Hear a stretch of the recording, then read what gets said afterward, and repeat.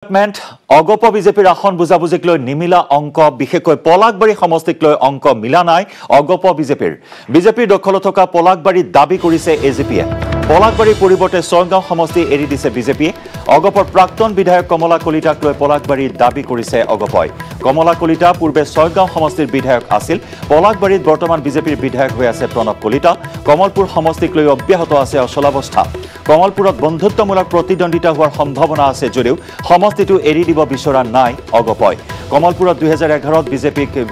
দিয়া হৈছিল প্ৰাৰ্থী বিজেপিৰ বিধায়ক আছিল 2011 চনত কমলপুৰ সমষ্টিত আৰু 2016 চনত অগপক দিয়া হৈছিল সমষ্টিটো সত্যব্ৰত কলিতা বিজয়ী হৈছিল অগপৰ পৰা কমলপুৰ সমষ্টিত গতিকে অগপ বিজেপিৰ আসন বুজাবুজিক লৈ এতিয়াও মিলি অহা নাই অংক পলাকবাৰী সমষ্টি আৰু কমলপুৰ সমষ্টিক লৈ এতিয়াও অংক মিলা নাই দুইটা দলৰ মাজত বিজেপিৰ দখলত থকা পলাকবাৰীৰ দাবী কৰিছে এজিপিয়ে পলাকবাৰীৰ পৰিৱৰ্তে ছয়গাঁও সমষ্টি এৰি দিছে বিজেপিয়ে অগপৰ প্ৰাক্তন বিধায়ক কমলা কলিতাক লৈ পলাকবাৰীত দাবী কৰিছে অগপই কমলা কলিতা পূৰ্বে ছয়গাঁও সমষ্টিৰ বিধায়ক আছিল পলাকবাৰীত বৰ্তমান বিজেপিৰ বিধায়ক আছে প্ৰণৱ কলিতা কমলপুৰ সমষ্টিক লৈ অব্যাহত আছে অচলাৱস্থা কমলপুৰত বন্ধুত্বমূলক প্ৰতিদ্বন্দ্বিতা হোৱাৰ সম্ভাৱনা আছে যদিও সমষ্টিটো এৰি দিব বিচৰা নাই অগপই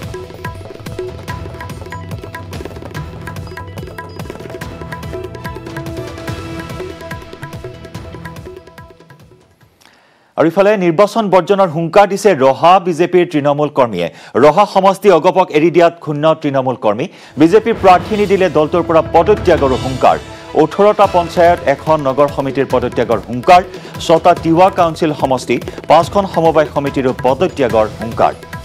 উল্লেখযোগ্য যে এইবাৰ ৰহা সমষ্টি এৰি দিয়া হৈছে অগপক বিজেপিয়ে ৰহা সমষ্টি এৰি দিছে অগপক 2016 চনত ৰহা সমষ্টিৰ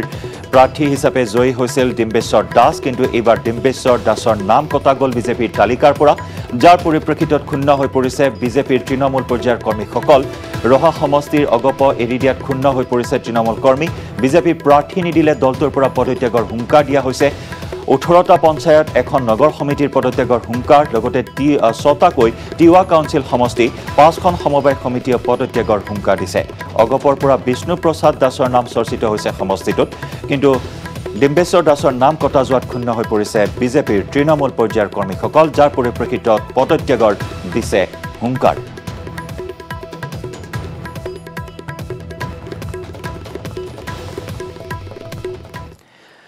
আৰু ইফালে দুই দিনতে প্ৰকাশ পাব অসম জাতীয় পৰিষদৰ প্ৰাৰ্থী তালিকা জিএমচিএইচত অখিল গগৈ আৰু লুৰিণজ্যোতি গগৈৰ মাজত প্ৰায় 1.5 ঘণ্টা জোৰা বৈঠকত মিলিত হৈছিল দুই নেতৃত্ব আৰু কংগ্ৰেছ মহাজোঁট সন্দৰ্ভত পূৰ্বৰ স্থিতিতেই অটল নৱগঠিত আঞ্চলিক দলটো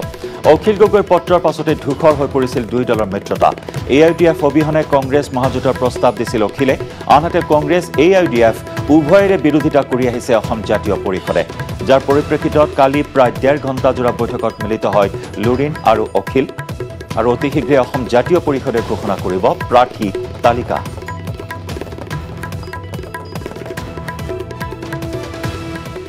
নিৰ্বাচন হ'ব 27 তাৰিখে 47খন আসনত গতিকে 47খন আসনৰ যিবোৰ আমাৰ কথা বতৰা আছিল এইবোৰ কথা আমি আলোচনা বিলোচনা কৰিছোঁ প্ৰায় চূড়ান্ত পৰ্যায়ে পাইছে আৰু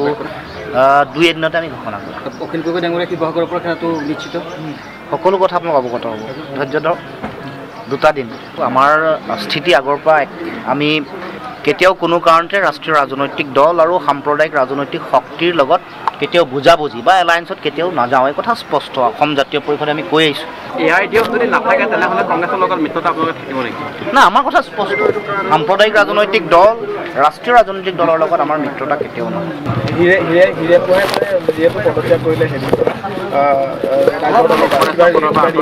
সেইটোতো নহয় তেওঁলোকৰ দলৰ কথা গতিকে সেই সম্পৰ্কত আমি বক্তব্য দিয়াটো এনিছিল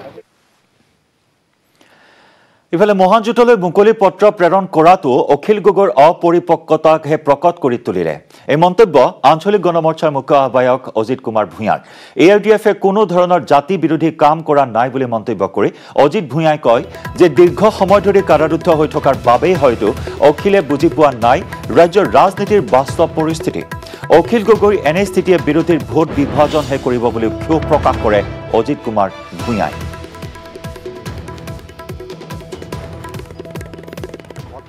অখিল গগৈ এই মানসিক পৰিৱৰ্তন কিয় হ'ল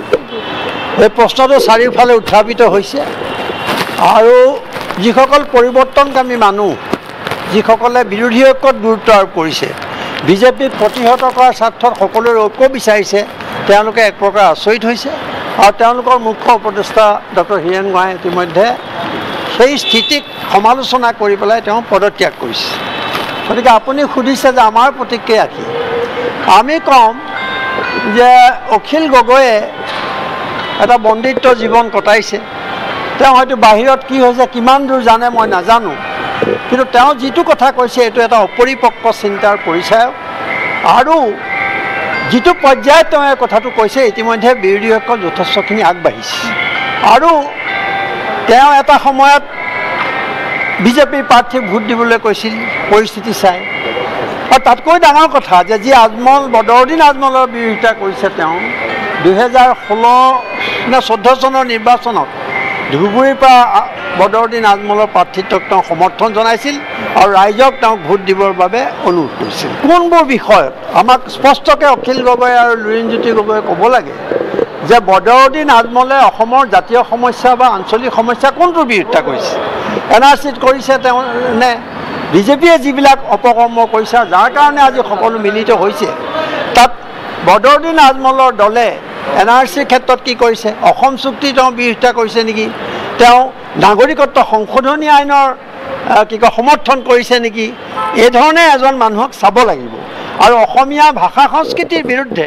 তেওঁ ক'ত মানে আমাৰ বিৰুদ্ধে ক'ত স্থিতি লৈছে এই কথাও আমাক তেওঁলোকে জনোৱা উচিত। আকাশত ভিৰ কৰিব হেলিকপ্টাৰে।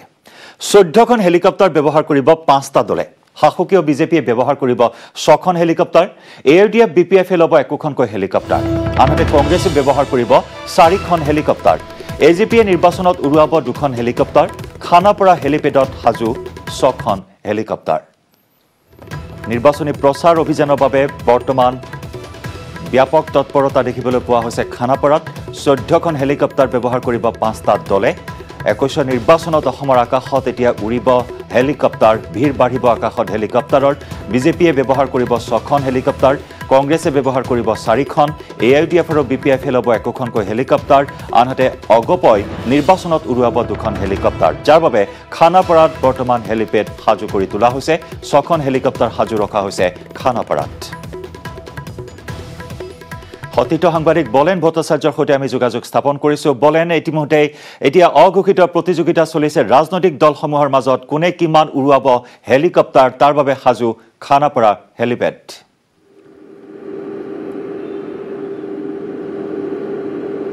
সঁচাকৈ জয়ন্ত, একোখন যেন প্ৰতিযোগিতা এতিয়া দেখিব পোৱা গৈছে নিৰ্বাচনৰ প্ৰাক মুহূৰ্তত। প্ৰাৰ্থীৰ তালিকা আনুষ্ঠানিকভাৱে ঘোষণাৰ পিছতে অসমৰ আকাশত উৰিব প্ৰায় 1 ডজনৰ অধিক হেলিকপ্টাৰ। আৰু তাৰ কাৰণে ইতিমধ্যে খানাপাৰা পশু চিকিৎসা মহাবিদ্যালয়ৰ খেলপথাৰ সাজু কৰি ৰখা হৈছে। আৰু দেখিব পোৱা হৈছে যে আমাৰ হাতত যিখন তালিকা এই মুহূৰ্তত পৰিছে, সেই তালিকা অনুসৰি দেখিব পোৱা গৈছে মিত্ৰজোঁটত থকা বিজেপি আৰু অগপ সেই দুই দলে উলিয়াব 8খনকৈ হেলিকপ্টাৰ। ঠিক একেদৰে মহাজোঁট বন্ধনত থকা BPF, AUDF, কংগ্ৰেছে উৰুৱাব 6খনকৈ হেলিকপ্টাৰ। আৰু তাৰ বাবে ইতিমধ্যে দেখিব পোৱা গৈছে যে খানাপাৰা পশু চিকিৎসা মহাবিদ্যালয়ৰ খেলপথাৰত হেলিকপ্টাৰ সাজু হৈছে। আৰু ভাৰতীয় জনতা পাৰ্টি তথা অগপৰ নেতৃত্বই আনুষ্ঠানিকভাৱে প্ৰাৰ্থিত্ব তালিকা ঘোষণা কৰাৰ পিছতেই হয়তো অহা কাইলৈ, যদি আনুষ্ঠানিকভাৱে আজিৰ তালিকা ঘোষণা কৰা হয়, তেতিয়াহ'লে অহা কাইলৈৰ পৰাই দেখিব পোৱা যাব যে তেখেতসকলে নিৰ্বাচনী ষ্টাৰ কেম্পেইনাৰ লগত লৈ তেখেতসকলে এখনৰ পিছত আনখনকৈ জনসভাত অংশগ্ৰহণ কৰিব আৰু এক প্ৰকাৰ চমক দিবলৈ চেষ্টা চলাব। আৰু দেখিব পোৱা যাব যে কাইলৈৰ পৰাই এই হেলিকপ্টাৰসমূহ উৰিব অসমৰ আকাশত। আৰু তাৰ কাৰণে ইতিমধ্যে সকলো সাজু কৰি ৰখা হৈছে। কিন্তু মূলতঃ বিষয় হৈছে যে নিৰ্বাচনী যি জাক জমকতা এটা ধুমুহাৰ সৃষ্টি কৰাৰ লক্ষ্যৰে প্ৰতিটো ৰাজনৈতিক দলে এই ধৰণৰ সাজুৱে এক প্ৰকাৰ দলসমূহৰ মাজত যেন এক সম্পূৰ্ণৰূপে এক যি প্ৰতিযোগিতা, মাথোন দলীয়ভাৱে নিৰ্বাচনত জয়লাভ কৰাৰ প্ৰতিযোগিতা নহয়, এক প্ৰকাৰ জাক জমকতাৰ একজন প্ৰতিযোগিতা। কিমান ৰূপে আচলতে জনতাক প্ৰলোভিত কৰিব পাৰে, জনতাক কি ধৰণে আচলতে আকৰ্ষণ কৰিব পাৰে, জনতাৰ প্ৰতিখন জনসভাত আচলতে জনতাক অধিক সংখ্যক জনতাক সমাগম কৰাৰ যি লক্ষ্য সেই লক্ষ্য স্থিৰ কৰাৰ উদ্দেশ্যে আচলতে প্ৰতিটো ৰাজনৈতিক দলে এই ধৰণৰ এটা ব্যৱস্থা গ্ৰহণ কৰে এইবাৰৰ পৃথক নহয় এইবাৰ দেখিব পোৱা যাব যে পূৰ্বত আমি দেখিবলৈ পাইছোঁ যে প্ৰতিটো ৰাজনৈতিক দলে হয়তো এখন বা দুখনকৈ হেলিকপ্টাৰ ব্যৱহাৰ কৰিছিলে আৰু বিপৰীতে কিন্তু এইবাৰ দেখিবলৈ পোৱা যাব যে 14খনকৈ হেলিকপ্টাৰ উৰাবলৈ ইতিমধ্যেই ৰাজ্যৰ ৰাজনৈতিক দলসমূহে সাজু হৈ পৰিছে 5টাকৈ ৰাজ্যৰ ৰাজনৈতিক দলে ইতিমধ্যেই দেখিব পোৱা গৈছে যে ভাৰতীয় জনতা পাৰ্টিৰ তৰফৰ পৰা ইতিমধ্যে 6খনকৈ মিত্ৰজোঁটত থকা অগপই ইতিমধ্যে 2খনকৈ হেলিকপ্টাৰ ইতিমধ্যে তেখেতসকলে ব্যৱস্থা গ্ৰহণ কৰিছে আৰু বাকী যদি চাবলৈ যায় মহাজোঁটবন্ধনত থকা আন যি 6 ৰাজনৈতিক দলৰ বাবে তাৰে ভিতৰত BPF UDFৰ বাবে 2খনকৈ আৰু কংগ্ৰেছে ইতিমধ্যে 4খন হেলিকপ্টাৰ তেখেতসকলে বুকিং কৰিছে আৰু এই অনুসৰি দেখিব পোৱা যাব যে পাৰ্টিৰ তালিকা আনুষ্ঠানিকভাৱে প্ৰথম পৰ্যায়ত ঘোষণা হোৱাৰ পিছতে দেখিব পোৱা যাব যে এক ধুমুহা উঠিব আৰু সেই ধুমুহাই যেন প্ৰতিখন খেলপথাৰ বা প্ৰতিখন জনসভাত এক প্ৰকাৰ আকৰ্ষণ সৃষ্টি কৰাৰ উদ্দেশ্যে ভোটাৰক আকৃষ্ট সৃষ্টি কৰাৰ লক্ষ্যৰে তেখেতসকলে এক প্ৰকাৰ এই সভাসমূহত অংশগ্ৰহণ কৰাব একমাত্ৰ হেলিকপ্টাৰৰ জৰিয়তে ষ্টাৰ কেম্পেইনাৰসকলে নিশ্চয়কৈ বলেন ভোটাৰক আকৰ্ষণ কৰাৰ এনেদৰে এক পৰিকল্পনা লৈ হেলিকপ্টাৰ উৰুৱাবলৈ সাজু হৈছে প্ৰত্যেকটো ৰাজনৈতিক দল বলেন যদি চোৱা হয় হেলিকপ্টাৰ ৰাজনীতি বা হেলিকপ্টাৰৰ চমক কিন্তু এআই প্ৰথম নহয় ইয়াৰ পূৰ্বে আমি দেখিবলৈ পাইছিলোঁ যে বিগত পঞ্চায়ত নিৰ্বাচনতো হেলিকপ্টাৰেৰে কিন্তু জাক জমকতা আৰু চমক সৃষ্টি কৰিছিল বিজেপিয়ে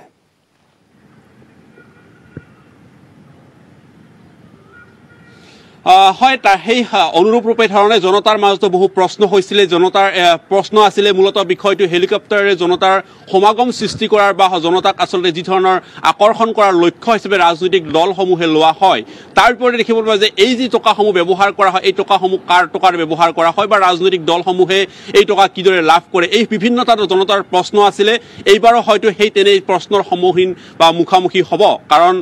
জনতাৰ মনত প্ৰশ্ন হবে 14খন হেলিকপ্টাৰ হেয়া লাগিলে যিকোনো ভাৰতীয় জনতা পাৰ্টি হোক বা অগপ কংগ্ৰেছ UDF যি ৰাজনৈতিক দলেই নহওক কিয় এই ৰাজনৈতিক দলসমূহে নিৰ্বাচনৰ সময়ত ইমান টকা কিদৰে তেখেতসকলে ব্যয় কৰিবলৈ পায় বা ব্যয় কৰাৰ আঁৰৰ আচলতে সেই কাহিনী সকলোবোৰ জনতাৰ মনত বহুতাৰ প্ৰশ্ন থাকে ভোটাৰসকলৰ প্ৰশ্ন থাকে এফালে যদিও বা চোৱা যায় যে একাংশ জনসভাত তেখেতসকলে আকৰ্ষণ লক্ষ্য বা জনতাক আকৃষ্ট কৰাৰ কাৰণে এই পন্থা ব্যৱহাৰ কৰে কিন্তু আন একাংশ সচেতন ভোটাৰৰ মনত কিন্তু এই বহু প্ৰশ্ন থাকে যি প্ৰশ্নই আচলতে পৰৱৰ্তী সময়ছোৱাত নিৰ্বাচনসমূহতো বহু ৰাজনৈতিক দলক থল ঠেকত পেলায় কাৰণ জনতাৰ মনত প্ৰশ্ন হয় যে আচলতে কিদৰে তেখেতসকলে ইমান ব্যয় সাপেক্ষে প্ৰতিখন তেখেতসকলে জনসভাত অংশগ্ৰহণ কৰে এই ব্যাগুম বা ব্যয়বহুলভাৱে নিৰ্বাচনী প্ৰচাৰ চলাবলৈ সাজু হৈছে বলেন ধন্যবাদ জ্ঞাপন কৰিছো আপোনাক শাসক বিৰোধীয়ে 14খন হেলিকপ্টাৰেৰে প্ৰচাৰ অভিযান চলাব আৰু ঠায়ে ঠায়ে এতিয়া ভোটাৰসকলৰো ভিৰ বৃদ্ধি পাব হেলিকপ্টাৰ চাবলৈ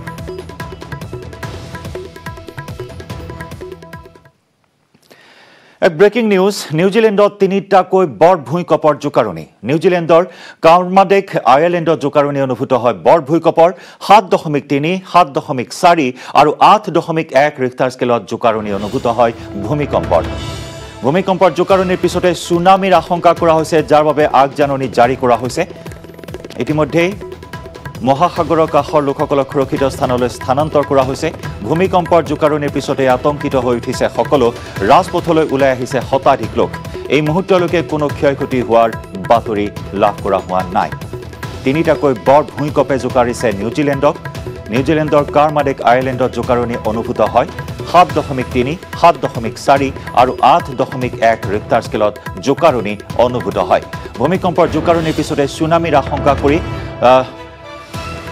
মহাসাগৰৰ উপকূলৰ লোকসকলক সুৰক্ষিত স্থানলৈ স্থানান্তৰ কৰা হৈছে ভূমিকম্পৰ জোকাৰণিৰ পিছতে আতংকিত হৈ উঠিছে সকলো ৰাজপথলৈ ওলাই আহিছে আতংকিত লোকসকল আৰু এই মুহূৰ্তলৈকে অৱশ্যে কোনো ক্ষয়ক্ষতিৰ বাতৰি অহা নাই